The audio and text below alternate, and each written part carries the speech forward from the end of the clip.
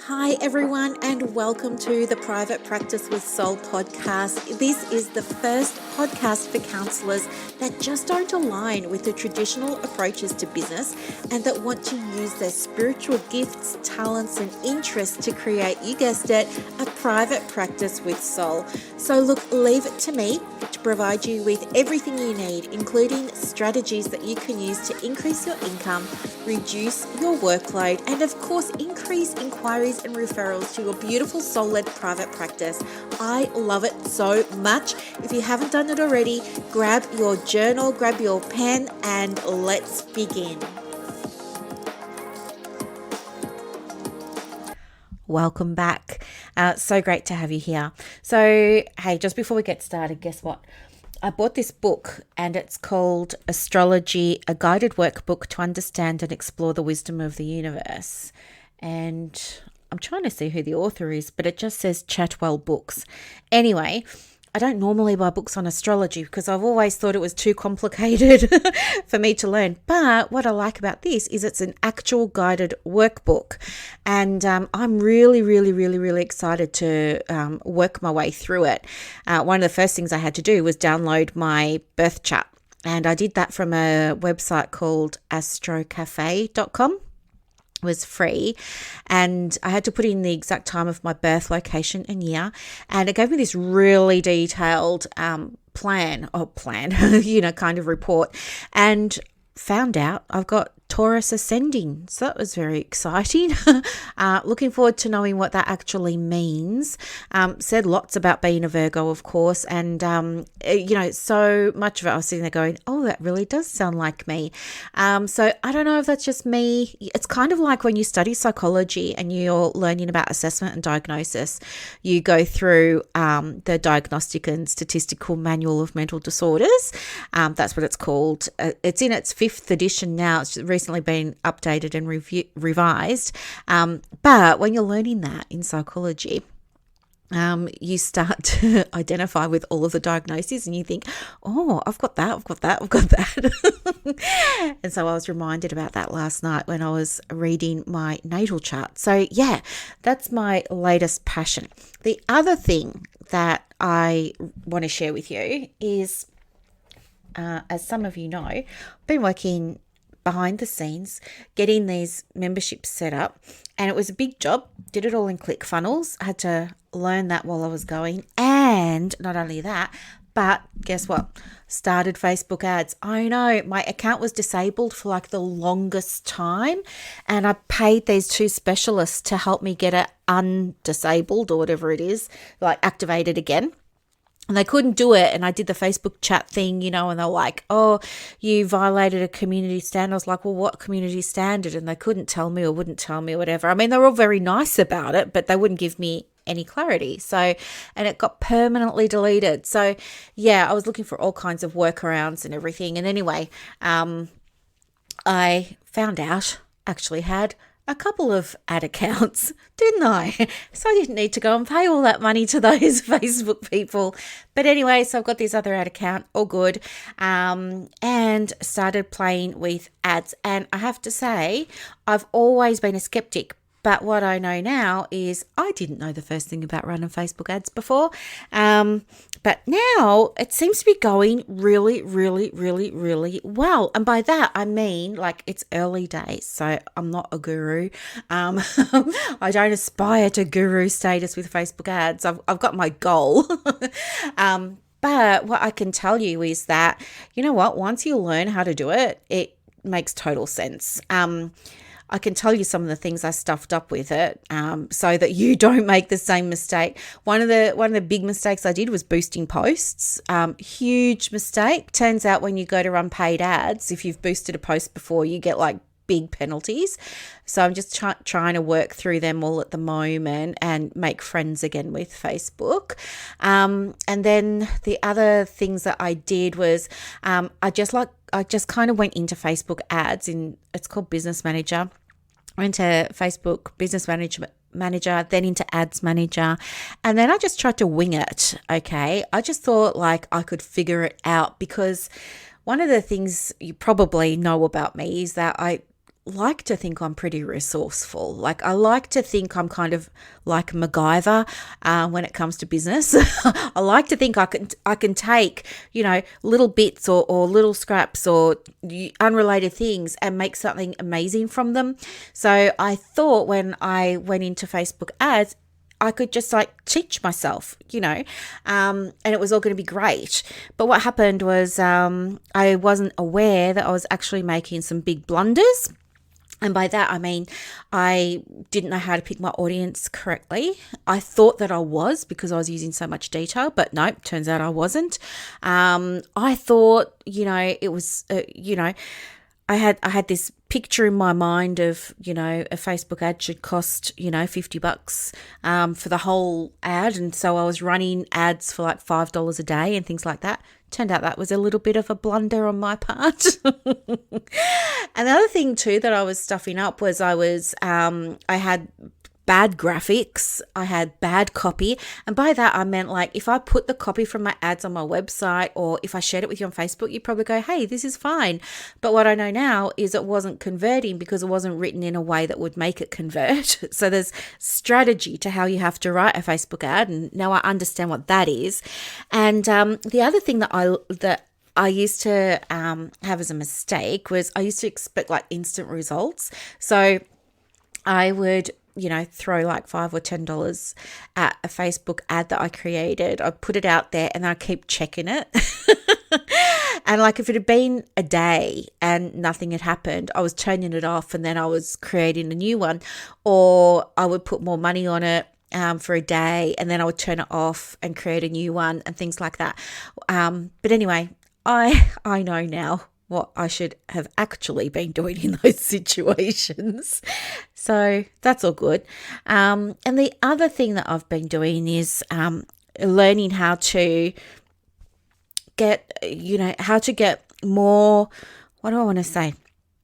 You got two kinds of audiences, okay? So one kind of audience is called your cold audience, and that's people who've never heard from you before. So I made a huge mistake, and that was like trying to sell stuff to people who'd never heard of me before. That's why it didn't work. Anyway, so I've been learning all of this stuff just quietly behind the scenes and loving it. And now I have two really amazing, beautiful success stories that I will share with you at some point down the track when I've got permission from clients. But it's just really nice, and it feels so good to be learning, and I love it so much. The other things that have been happening on my side of the planet at the moment in the groups, so in Clients on Demand, they are just an amazing bunch of people in there. Like we're all looking at their content writing at the moment, and I'm a bit brutal with it. Well, I don't think I'm that brutal, like in terms of the words that I use or the feedback that I give. But I am, I know that there are women in this current intake.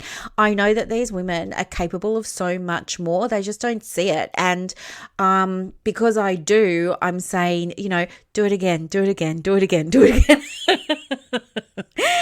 And some of them have done the same piece of work like 4 times and some even more than 4 times. And it's just been amazing seeing the progress that they've been making. And I can't wait to see all their websites and stuff like that. It's so, so, so, so much fun. The other things that are going on, we had the training in the Success Hub, and that was again so much fun. That was on optimizing business pages, because a lot of the counsellors in private practice use their Facebook business page, but they're not getting any results. And so I wanted to help them out with that and give them like really thorough training on how to do that. So I did that for the Success Hub, and now that Inner Circle have access to all of that in their portals. So much fun. And of course, did more coaching with both of those groups this week and Clients on Demand. So it's like, it sounds really busy, but it's loads of fun. And at the moment, what am I doing? Oh, I've decided to only open Clients on Demand twice a year now. So the decision has been made. Someone was asking me that during the week. They were like, oh, I'll just wait until October when it comes around again. Well, no, I've decided it's only going to be twice a year. It's already been twice this year. I don't know. Like, I need to work out my calendar because I'm going to create for myself. This is something I get the clients to do in Clients on Demand, or the members to do in Clients on Demand rather. And that's, they're going to be creating calendars for themselves for when they want to launch things, because some of them not only provide things like counselling and therapies, but some of them also do online groups, or they want to start online groups, while others are selling products, diaries, planners, candles, oils, things like that. So they will want to be able to do little launches as well. So I want to teach them how to do that. But I need to work out my calendar first. So let me just have a look when my next launch is going to be. If I go quiet, I'm still here. I'm just looking at my launch. Oh, okay. So look, I will have a launch in... Looks like I'll be launching in November. I'm just looking at my little calendar. So, yeah, okay. I'll be launching in May and November. So I can do November this year. And then next year it'll be May and November. And the year after, May and November. So I'm just going to keep it to May and November. Okay. So, yes, if you are on the waiting list, you will get to join for a November start. So, yeah. That's exciting. Okay, I've got some work to do then for a little launch, don't I? So yeah, all that's kind of happening in the background. Lots of fun. But what did I want to talk with you about today? Yes. Okay. So this is it. When we're in private practice, and especially when we've got a couple of variables, like maybe we're just starting out and we want to fill our diary, we want to see clients, or maybe we need to, increase our turnover for the business and things like that. Sometimes some of us can fall to the mercy of the client's wishes and desires. And by that, what I mean is you may very well have a diary that's equipped to see clients during school hours, for example, but you start to notice that you're attracting clients who work during the day and they want to be able to have an evening appointment with you. And, for whatever reason, you choose to accommodate that. Now, I want to speak into this because it's so, so, so important. First off, that will happen from time to time, especially if you've got set hours. And it doesn't matter if they're 9 to 5, 5 days a week. You're always going to get people who want to see you after hours and on weekends. For me, I only see clients in mornings, but I always get the odd one that wants a weekend or, an evening appointment. I just don't do them because I'm at a point now. I wasn't always at this point, but I'm at a point now where I feel very comfortable just saying, do you know what? If you can't come during these hours, then I can't support you at this point in time. You're welcome to come back later on. I can recommend, this coach or this mentor or this supervisor in the interim. So I can do things like that. But some people don't. Some people are, maybe it's scarcity mindset or fear mindset, fear of losing a client or something like that. So they will accommodate the client and they will see them in the evening or they will see them on the weekends. And this can be problematic because when we don't respect our boundaries, we're not going to attract clients that respect our boundaries. You, as the owner of your private practice, get to make the guidelines. You get to choose your hours, and it's safe for you to honor those. Okay. I think sometimes when we agree to do things after hours, it can lead to resentment because now all of a sudden we can't just, well, I wanted to say, I won't say it. We just want to at the end of the day, we just want to put on our tracksuit or put on our pajamas and take off our makeup and, all of that sort of stuff and put our hair up in the messy bun. And we just want to do that. But now we can't because we kind of got to stay nice because we've got this client coming at 7:00. Or you want to have a sleep in on Saturday morning, but now we can't because we've got to get up, get showered, put the face on, light your candles, do all your stuff for your client. So it starts to it can start to, I should say, build a sense of resentment, especially if you are going to all of the trouble of sacrificing your downtime with your family, sacrificing your personal time for a client, and then that client either doesn't pay or they don't turn up or they ghost you and things like that. So I really feel like just don't do it. If you want to see clients and you want to have capacity to accommodate clients that will come after hours and on weekends, update your diary to reflect that. And this will just mean that you can be really prepared for it. So start there, be really prepared there. And then what I would do is, what was I going to say? Yeah, I would just stick with that, and also charge a surcharge for after hours and weekend appointments, and even if you're working on public holidays. So do charge a surcharge. And for those of you who are like me and you can take your iPad or your phone and you can work while you're on holiday, you can let people know, look, I'm on leave, but if you still need that appointment, I'll see you, and that's fine. I'm happy to do it, but there will be a surcharge as I'm actually on leave. And I think you'll find most of the time people will either wait, it's not that urgent, or they'll pay you the surcharge and honour and respect your time. So that's the way that I would go about it and set it up. Now, sometimes clients might say to you, oh, I need an after hours appointment because I can't come during the day because I work. Well, the thing is, or the reality I should say, is that workplaces do allow all employees time away to go and attend to medical appointments and, health appointments, and counselling falls under that umbrella. If a client needs evidence that they've attended appointment with you, counsellors can write a letter of attendance. I would just be mindful about what you put in that letter. What I tend to do is I just have a sentence or two that just says, to whom it may concern, please be advised that Jane Doe / John Citizen attended an appointment at this office on this date. And I just leave it like that.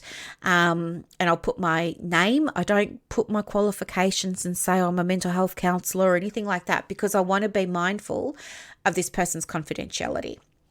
So I'll put it on my letterhead, of course, but my letterhead's discreet. So just be mindful. You might want to create a different type of letter if somebody's taking it to work, because they have a right to their privacy. You can just put the name of your clinic on there, or you could just put your name and your mobile number. Do write on that letter that it's private and confidential, of course, and do, before you give a letter of attendance, get an authority to do so in writing from the client, and keep it in your file. So if you're doing digital files and things like that, you can just scan it. Like I use I use an app on my phone called Genius Scan, and it's a free app, and you just use it like a camera, and it will put the focus on the document that you want to scan. And then you just tap a button and it will do all the scanning for you, and you can just email it to yourself and then upload it to your practice management software. So it's all there in a diary and it's just done, and you can do it while the client's there, do it in the session time, totally fine. So that's how I would get around it if your client's needing, a proof or evidence that they were at a doctor's appointment or at a health appointment. Okay, so they're the ways around it. Now, when it comes to what do you charge for a surcharge, totally up to you. The industry average is anywhere from $20 to $50. You just have to choose a fee that aligns with you. So maybe you just want to start at a $20 or a $25 surcharge. A lot of the time people either pay it or they'll find a way of attending during the day if they don't want to pay it. And it's the same for weekends, and it's the same for public holidays. If you are open to seeing a client while you're on leave, which I would advise against, because you do need your downtime. But if you do have a client, as I sometimes do, that needs an appointment while you're on leave, if you're happy to see them and it's not going to be a big bother for you, and you like to go ahead with it, it's absolutely no problem. Just let them know that there will be like a $50 surcharge or something because you're actually on your holiday. So I hope that helps. It's not around really being creative and coming up with all these master plans of how we deal with it.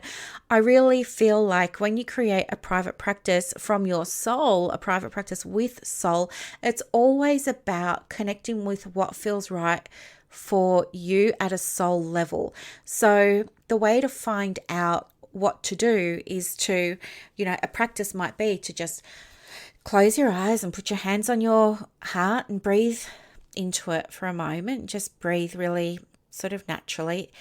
The goal here is just to settle yourself down. So if you're in your chair, maybe if your legs are crossed, just uncross them and put your feet flat on the ground. That can be really helpful. And just take a moment to breathe. And then all you're going to do is you're just going to ask for that guidance to come through. And you're just going to say, what's the right aligned action for me to take, and just listen to what comes through. And when you receive that guidance, you're just going to either feel gratitude, or you might say thank you out loud, or whisper it, or in your head you might say thank you, and then you're going to take action from that space. Just a little tip: when you're accessing guidance from within, when you're doing it the right way, the guidance will always be loving. It will always be kind, gentle, and loving. If what you hear is, I shouldn't charge a surcharge because then I'm going to lose my client, that's ego talking. That's not your soul talking. Okay, so that's a clue just to sort of stick with it for a moment. Just breathe. Just allow yourself to get really calm. If it helps you, you might want to imagine, some beautiful tree roots going from the sole of your feet right down into the core of the earth, through all the layers of the earth, and then curling around beautiful orange sphere of energy and of light, and then allowing yourself to soak up that beautiful grounding earth energy all the way up from the roots, all the way up to the soles of your feet. Okay, and just allow yourself to really feel grounded. If you want to take it further, you could imagine you have a column of light going from the crown of your head all the way up to the sky above, the stars above, the heavens above, just above, connecting you to your higher consciousness, connecting you to source energy, connecting you to God energy, connecting you to, higher consciousness or higher perspective, and allow yourself to imagine that, you're receiving guidance. That guidance is coming down from the top, down into your crown, down into your crown chakra. And just allow yourself to receive it. Be supported below and supported above. See what comes through in terms of what feels right for you, in terms of your next aligned action when it comes to seeing your clients in certain hours, as well as evenings and weekends. And then when you've received the guidance, you're just going to feel grateful, feel gratitude. Okay, it's really important that you feel the emotion of gratitude. Why? Because that's going to raise your vibration. Why is that important? Well, when you raise your vibration, it means that the action that you take, in this case, updating your diary or updating your schedule or your hours, is going to attract the right sorts of clients to your practice. Be that clients who are happy to invest a little bit of extra money, or people who are happy to accommodate your diary and see you during your regular hours instead of outside of them. So I hope that this was really, really helpful today. I love teaching this sort of stuff, and I go into this in a lot more detail, as you can imagine, in the Private Practice Success Hub. We also have the Inner Circle, but that only opens twice a year as well. But maybe for now, if you're wanting some help with getting the private practice going, you could definitely join the Success Hub. It's only $7. I'll put the link in the show notes so you can go and have a look. There is a coaching call in there every month, the first Monday of the month at 11 in the morning Melbourne time. It's recorded and you get transcript and things like that. Plus there's like loads of resources in there, from workshops to templates to PDFs to done for you things, swipe files, you name it, it's in there. Plus, if you have any questions, you can answer them, and let me start again. If you have any questions, you can ask them in that community and they'll be answered within 24 hours, which is really, really, really, really good to know, because you're not going to be waiting. Okay. So I hope that this was helpful for you. If you have any comments, or if there are any topics that you would like discussed on the podcast, please let me know by contacting me on Instagram at The Private Practice Coach. I'll talk to you on Saturday. Bye. I hope that you loved this episode as much as I loved putting it together for you. To get more resources to help you in your private practice, head over to Instagram. My handle is at The Private Practice Coach. And also, if you want more inquiries and referrals for your business, let me know. I have a program called Clients on Demand that opens every quarter, and I can absolutely get you some information for that as well. You are doing an amazing job. Thank you for sharing your gifts with the world. Bye.